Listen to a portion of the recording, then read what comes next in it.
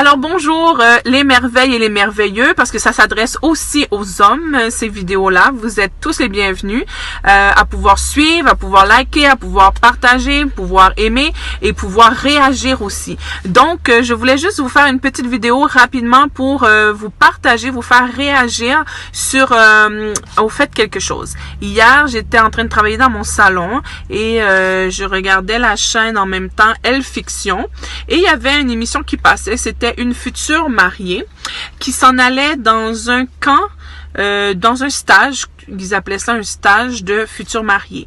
Et la professeure a donné comme 5 règles et je voulais les partager avec vous, que vous me dites qu'est-ce que vous en pensez, quelle est votre réaction face à ça?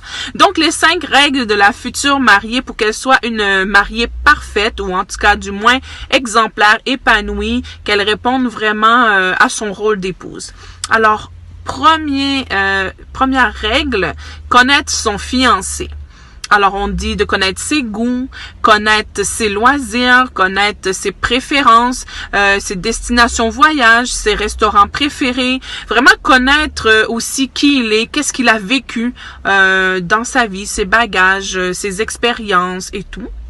Deuxième règle, on parle de être belle, donc se faire coquette pour monsieur, être toujours vraiment désirable pour lui, donc de connaître là aussi ses goûts, ce qu'il aime, de vraiment se mettre, tu sais, comme toujours belle quoi pour lui. Troisième règle, accepter de se fixer. Accepter de se fixer, elle expliquait que c'était arrêter de rêver au prince charmant. Arrêter d'être en relation avec un homme et de toujours comme soupirer après une autre ou comme genre être déçu ou d'être mécontente, d'être insatisfaite de l'homme avec qui on a choisi être et de toujours regarder ben peut-être si j'aurais été avec lui ou peut-être je devrais aller avec lui parce que ça serait différent. C'est sûr que ça serait différent, mais à un moment donné, ce qu'elle donne comme règle, c'est de se dire on se fixe, on choisit avec lui, on le prend avec ses bons, ses mauvais côtés. Oui, on travaille ensemble, oui, on peut s'épanouir, on peut évoluer ensemble, mais d'arrêter de toujours comme dire c'est ça, genre de toujours rêver à avoir quelque chose de parfait.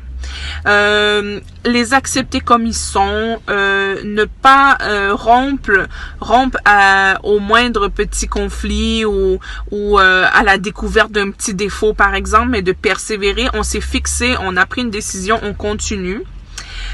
Et de les encourager nos fiancés, nos futurs mariés et nos maris dans leurs bons coups, dans leurs bons gestes qu'ils font envers nous, envers la société, envers leur famille, notre famille à nous et leur famille.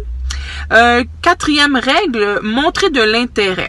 Alors, en tant que futur épouse, c'est important de montrer de l'intérêt dans ce que le monsieur fait, le futur marié fait, que ce soit son travail, que ce soit des projets, que ce soit des rêves, que ce soit de s'intéresser à sa journée, s'intéresser à ses humeurs, si des fois il traverse des choses et tout, d'être là pour lui, tout ça, et de parler de différents sujets aussi, d'être capable en tant que femme de parler de divers sujets, que ce soit la politique, que ce soit du sport, que ce soit des fois de certains autres sujets, de relations, de travail et tout. Et la dernière règle, la 5e, être forte et rester forte. C'est celle-là qui m'a un peu titillée. J'aimerais ça que vous réagissez. Au fait, c'est... elle disait un peu, vous voulez pas être cette mère dépassée qu'on voit au centre d'achat et que nous-mêmes, ça nous énerve. Alors, imaginez comment ça doit énerver les messieurs, comment ça doit dégoûter les messieurs. Si vous voyez cette mère qui, avec les enfants, elle est pas arrangée, elle est pas maquillée, elle est pas coiffée, elle est habillée en mou, en jogging, et puis, elle est avec les enfants, elle est dépassée, elle court, les enfants pleurent, crient, il manque une structure, il manque une organisation et tout. Ben, on sait pas la vie des gens, là, c'est sûr. Et puis, mais elle a parlé de ça, d'être malgré tout en contrôle, d'être à la hauteur et de vraiment être forte, de même s'il y a des fois dans des situations c'est difficile, mais de pas le montrer. C'est ça, elle parle un peu. Donc, qu'est-ce que vous en pensez? J'ai hâte de vous lire là-dessus. Alors, bonne journée mes merveilles. Nous ici au Canada, C'est bon au Canada, je sais pas si c'est dans tout le Canada, mais bon ici dans la région de Montréal et les environs, c'est jour de tempête. Donc nous sommes braves, nous sommes fortes et on le laisse à peine paraître. C'est pas vrai. Donc je vous souhaite une bonne journée, à bientôt. Bye. We'll go.